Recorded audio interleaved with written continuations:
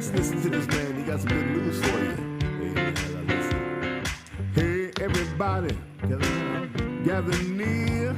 The doctor's in the house, so let me know in. The things he can say might even make your days. He might even help your pain go away. The doctor is in the house. The doctor is in the house. Let the doctor know what's bothering you. I'm sure he can tell you just what to do. The doctor is in Oh, yeah, ladies and gentlemen, the doctor is in the house. Welcome, everyone, to Dr. Ron Unfiltered, Uncensored with episode number 519. I do welcome you with an attitude of gratitude, especially the wellness warriors who have been joining our podcast. And ladies and gentlemen, today we're going to talk about the double-edged sword of statins. For you warriors, they're hailed as the knights in shining armor against heart disease, but let's not forget they have a dark side. Muscle pain, memory loss, diabetes, a long laundry list of side effects. And we'll get into that today. And we'll add insult to injury in stating that their effectiveness often falls short of the hype. So let's grab a seat and get on with this podcast, because in today's healthcare landscape, it's crucial for you to be informed. There's so much involved in medical testing and in drugs. There's potential risks and benefits in medicine, which is the third leading cause of death. So we have to delve into that. And I want you warriors to be an advocate for holistic health and to be the CEO of your own bodies. It is time, ladies and gentlemen, to take the reins of this health journey and you become the captain. So, last week we started talking about the future of medicine, which will be energy medicine, involving frequencies, resonance, using devices and meditation and our brains. And there's no side effects to it. And last week we were going to have a visionary in this field, Dr. Jerry Smith. But again, he is tied up lecturing in another state, so we'll have to wait another week. But we'll go on with our quest to be the CEO of our own bodies, because we know in this world where medical error is one of the leading causes of death, you better be doing your own research. We've talked about how in the United States, life expectancy is in a historic decline. We can't forget that. We have to be the CEOs. And I came across a quote from Socrates. He said, "I cannot teach anybody anything. I can only make you think." So if in this program you get the urge to critically think about an issue, my job is done. And I also use the other quote from Hippocrates that says, "If you are not your own doctor, you are a fool." Why? So why do I keep harping on this? I keep harping on this because of articles that I see that maybe you don't see. And one of them, I can't believe it. It says you could be rejected by a hospital or surgeon by Dr. Shearer. I'm just going to have to read this for you. And it comes from Bottom Line. Surgeons in hospitals may opt not to perform procedures on patients who are very overweight or old, or have pre-existing health problems or complications that increase risk for poor surgical outcomes. In addition to concern for the patient, providers worry that high-risk patients could endanger their bottom lines. Do you understand that? Hospitals could turn you away if you have conditions that may affect their bottom line. That's money. Insurers sometimes pay surgeons and hospitals a flat fee for a procedure. If you're unhealthy, you're more likely to need a long hospital stay. So it's going to cut into that hospital or doctor's salary. Medicare links reimbursement rates to providers' medical outcomes. So they don't want anything to fail. So if you're a high-risk patient and you are more likely to fail, they may not take you in the hospital. Patients and families sometimes sue when surgical procedures fail. The rejection typically is presented as concern for that patient's well-being, and that may well be true. Sometimes it does pay not to have an operation performed. But as this article said, a patient is unlikely to be turned away in an emergency situation. Emergency rooms are not allowed to refuse patients. So what do you do if a surgeon declines to operate on you because of your health or physical fitness? Well, please ask them whether there's anything you can do to bring that risk down. But suppose there's not. If there is no way to become a less risky patient and you are committed to getting the procedure, you'll have to find a surgeon or a hospital willing to work with you. That's where you need a good health care advocate. But that was really discerning for me to read that.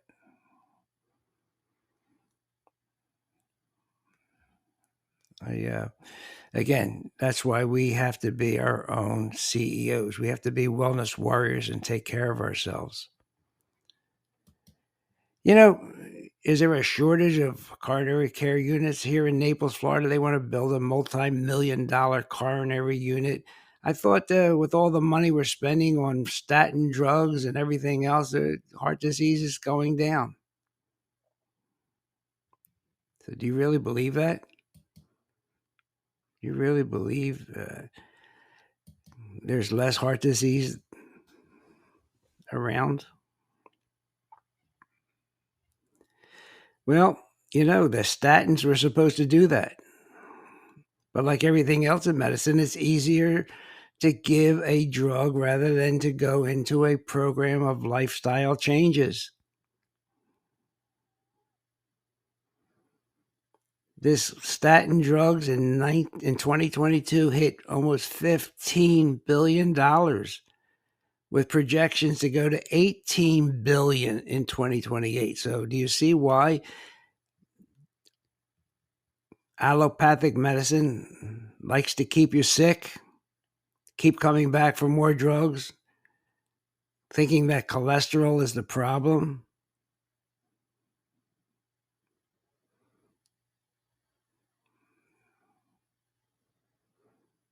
And, we've been hearing this phrase, safe and effective, for a lot of different things, which I'm not going to mention because I don't want to get blocked again.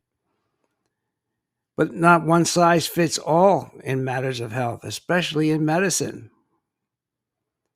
So that's why we need you to be educated and think and peel back the layers of the onion of misinformation surrounding anything, including these statin drugs. From muscle pain to liver damage to cognitive impairment to increased risk of diabetes. Wouldn't it be nice if you knew all of this before you swallowed that first pill?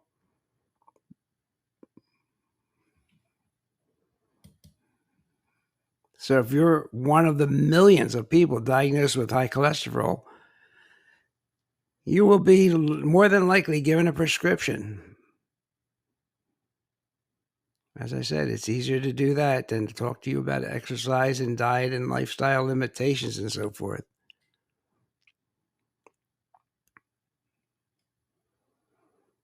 And there's a lot of statins out there, all different names, they all work differently, but they all lower your cholesterol. They affect many pathways in your body. One thing I will give them, they are strong anti-inflammatories. And as I have stated in the past, and I'll state now, that inflammation is the basis of most chronic diseases, including coronary artery disease.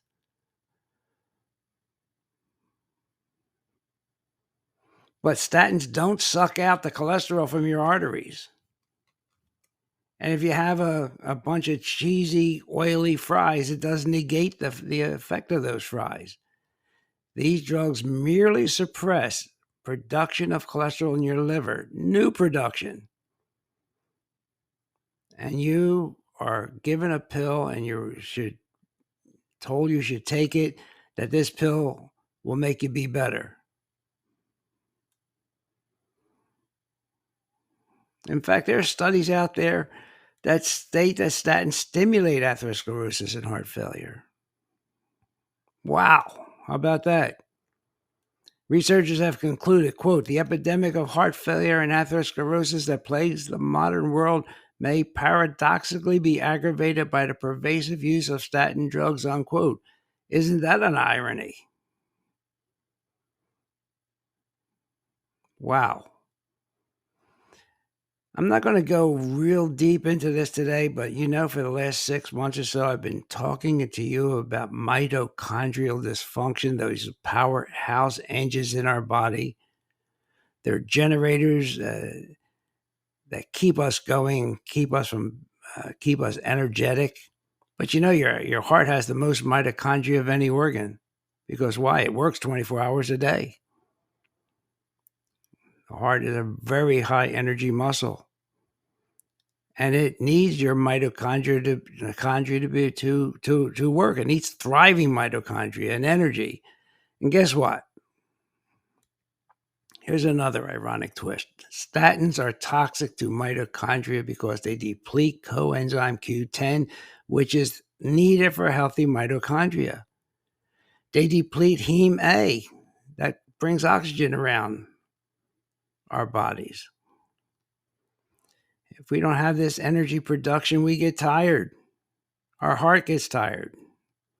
You can't survive long without adequate ATP production. It has to be restored. Otherwise, you're going to get fatigue, cramps, muscle weakness, memory loss, depression, etc.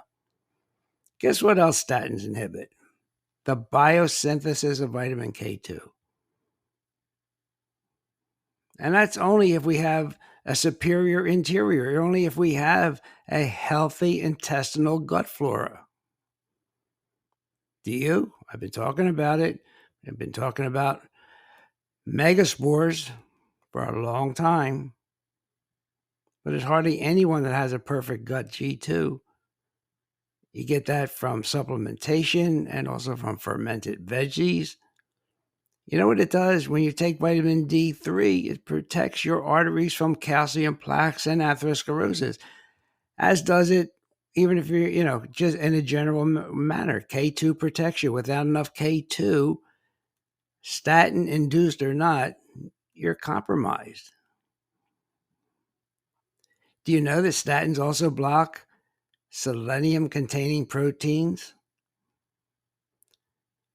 And you know which one is very famous? Glutathione peroxidase, because it protects muscle tissue from damage, from oxidation.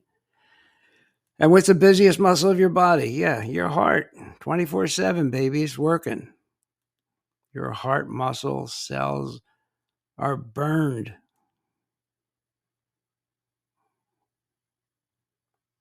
from all oxidation. When you impair the selenium protein, it's a factor in congestive heart failure.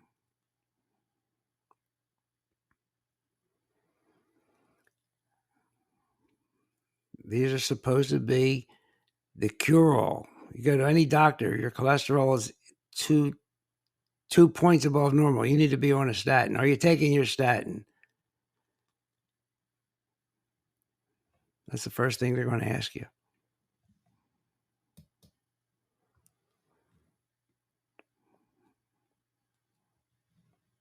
And I'm going to say, maybe you don't need it.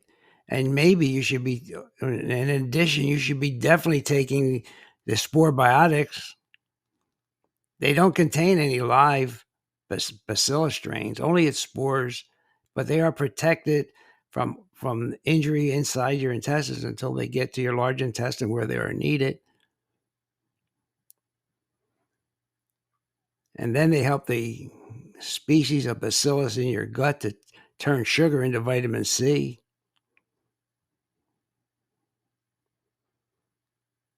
And they actually help to increase the reproduction of other organisms in your gut, the beneficial ones. Quite unique situation with Megaspore. That's one I've been talking about for years. And again, I don't get anything for telling you about it, but it is out there and available. And that's what myself and family, that's what we take. So let's see what I have here. Well, I'm not going to go into all the conventional wisdom about LDL, which is, they say, is a key player in heart disease. The American Heart Association insists that LDL cholesterol is the culprit behind heart disease. They'll tell you it claims close to 700,000 lives a year. However, I have to tell you that there's some research that challenges that, suggesting that cholesterol might not be the bad boy as it's being portrayed. It's not public enemy number one. It's being evaluated. And guess what? Inflammation is shown to be the cause of the laying down of this cholesterol to heal our arteries. And if you're an exerciser and you have a big muscle mass, you're going to have higher LDLs just because of your big muscles. And we have to talk about that in the future when we talk about cholesterol. The body needs both LDL, the lower one, and the high density to maintain optimal function. So strict, aggressive drugs may not be as beneficial as they once were believed. If they were as good as they are touted to be, heart disease will be dropping. If cancer medication was as good as it should be, cancer would not be the number one cause of death. So are we having more, almost like what Ronald Reagan said, right? Are you better heart disease-wise and cancer-wise in the past or now?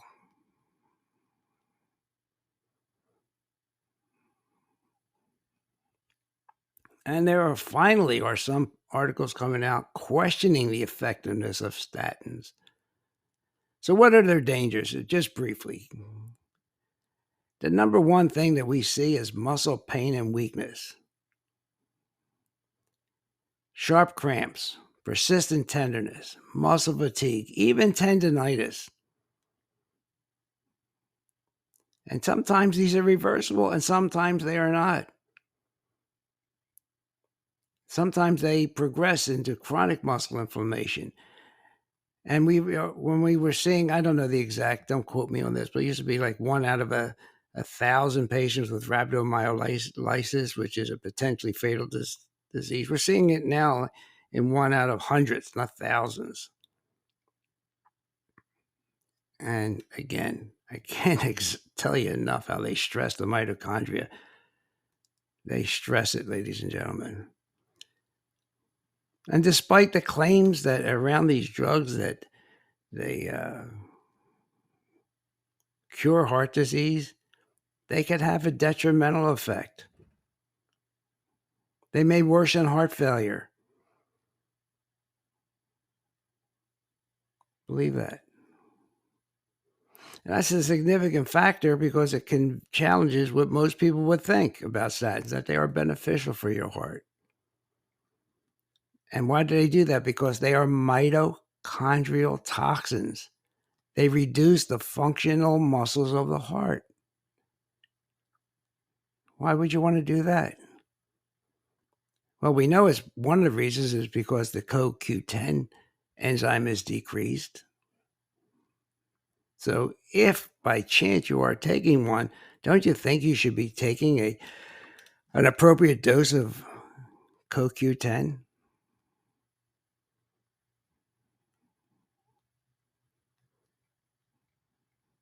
And there's some evidence out there suggesting that statins increase calcified plaque.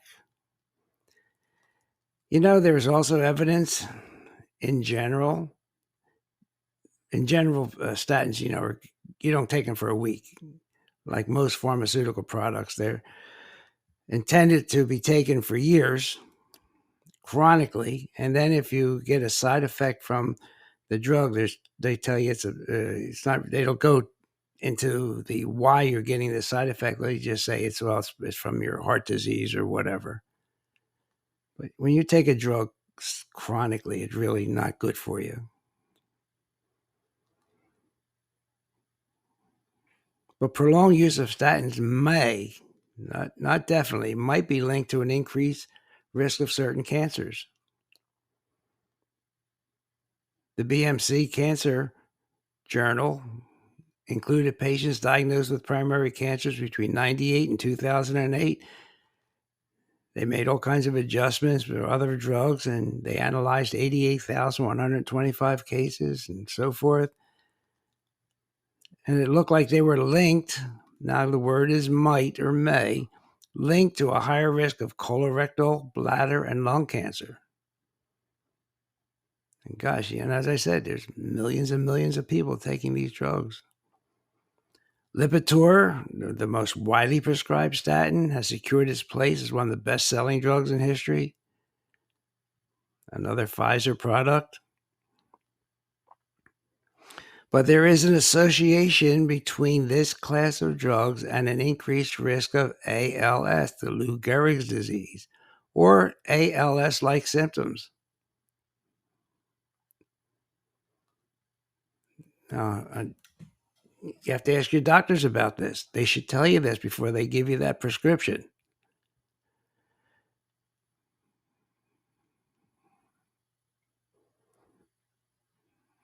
I just have to take a breath here.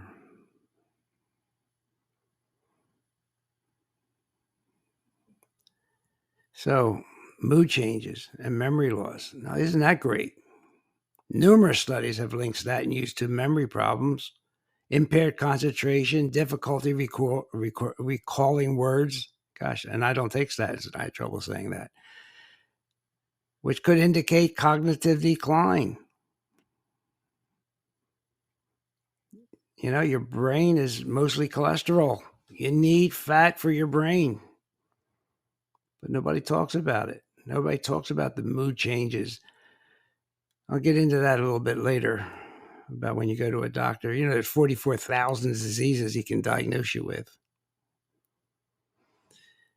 And if you have some change in mood, he can throw you into the bipolar disorder group, not the statin side effect group.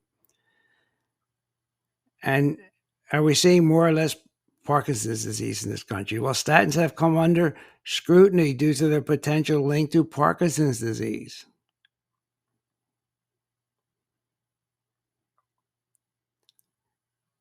Think of that. A study presented at the American Neurological Association conference in 2016 challenged the belief that statins may have a protective effect against this disease.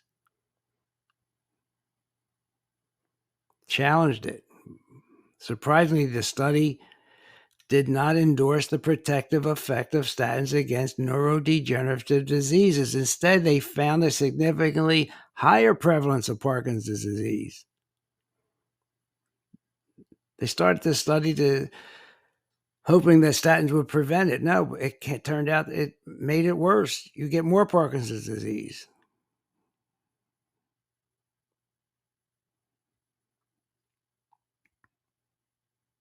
How about type 2 diabetes? That's something you should ask your doc about,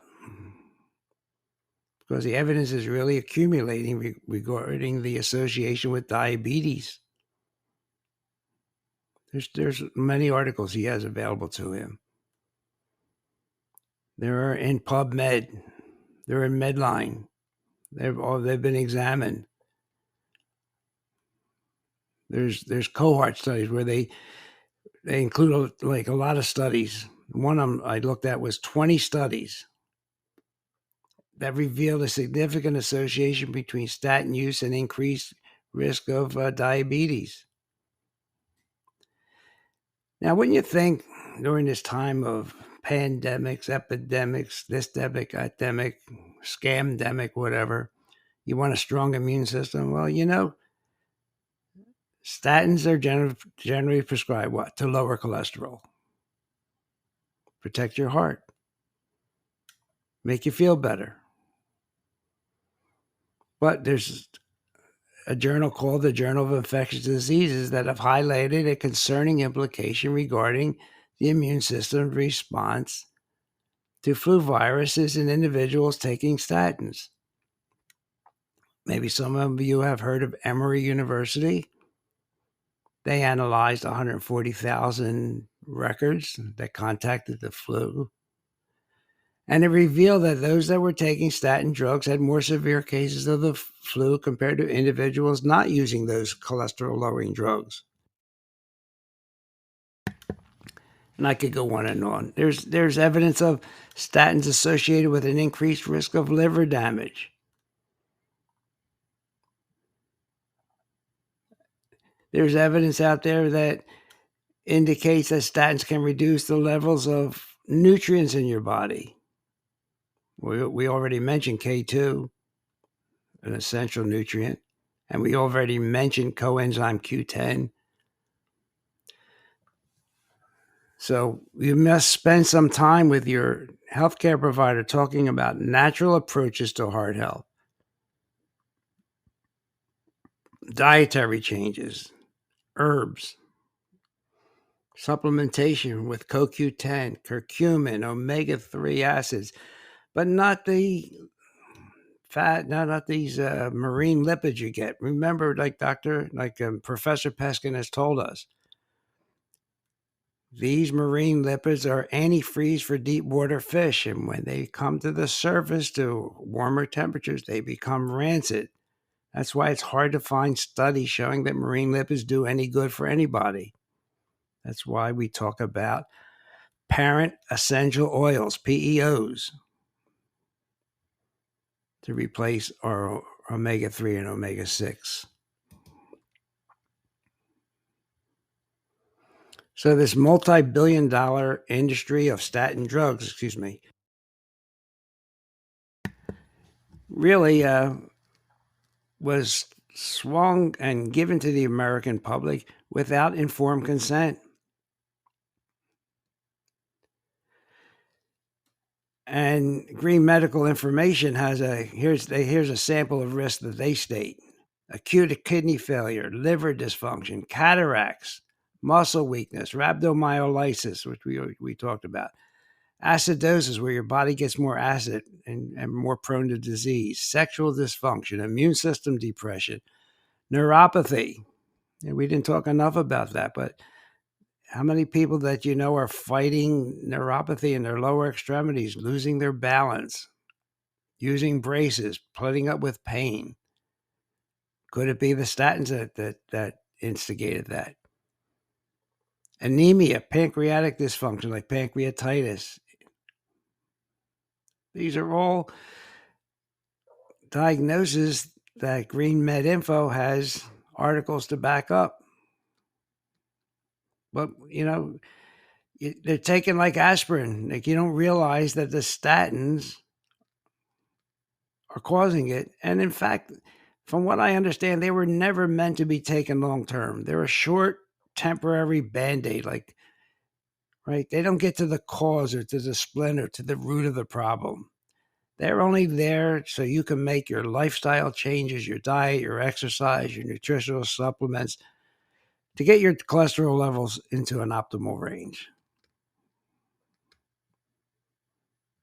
And there is the problem of too low cholesterol levels, which can be dangerous because your body needs cholesterol, because it needs it for the cell membranes. It needs it for hormones. It needs it for vitamin D. It needs it for bile acids, so you can digest your fat. And guess what? Cholesterol also helps your brain form memories, and it's a vital part of your neurological function. Now, there are certain individuals that are high risk from dying from heart attack, and statin drugs could be warranted there and useful.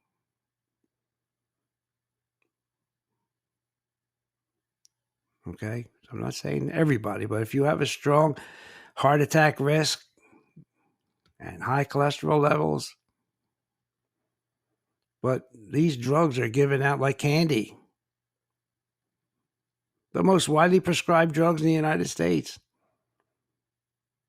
And now the pharma companies want them to give them to healthy individuals to prevent heart disease. Well, if it causes heart failure and everything else, why the heck do you want to take them?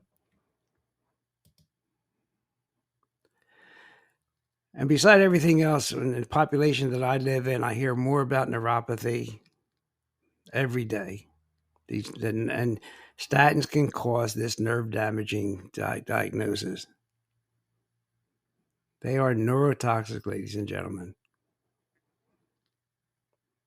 And one study after another has shown the prevalence of neuropathy was significantly higher in patients who took statin drugs. It's called statin-induced peripheral neuropathy.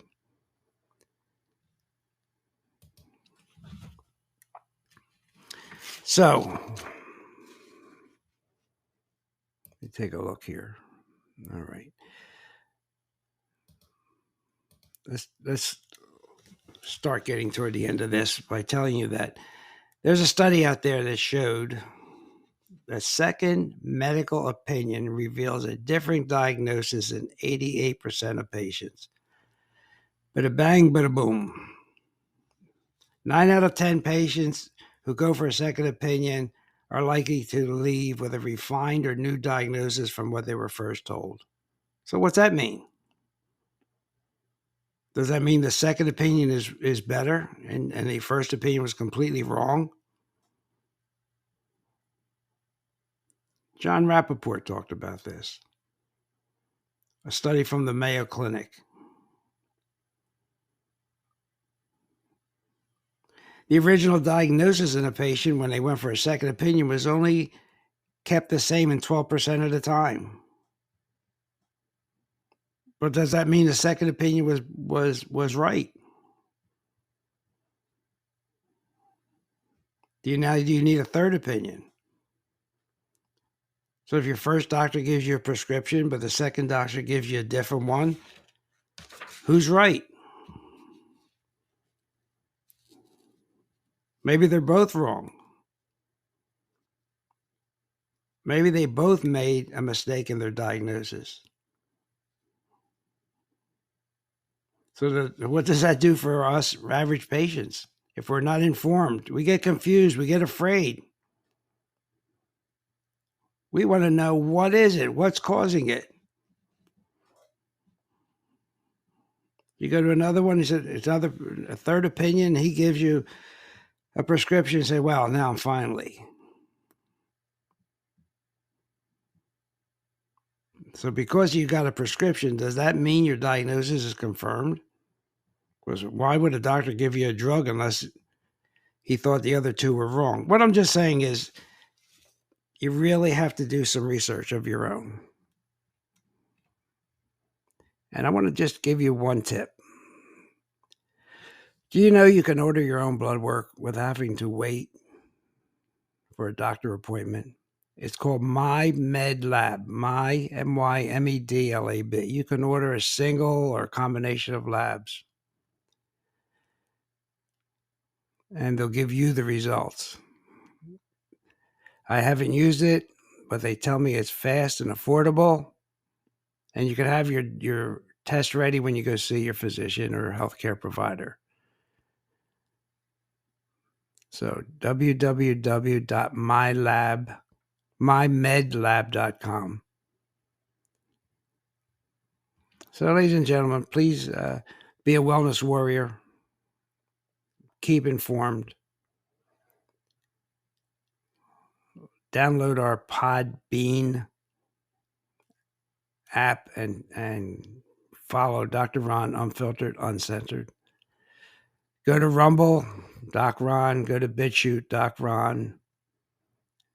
Just about every place you get a podcast. So it's been great talking to you today. We'll see you next week. Hey everybody, Dr. Ron's finished for today. I hope you got some good wisdom for what the man had to say. If it's all about good health, he's the man you got to see. He has a lot more answers for you. So tune in next week when the doctor is in the house. Or when the doctor is in the house. And let the doctor know what's bothering you. When the doctor is in the house. The doctor is in the house. The doctor is in the house. And let the doctor know what's bothering you. I'm sure he can tell you just what to do. The doctor is in the house. The doctor is in the house. Let the doctor know what's bothering you. When the doctor is in the house.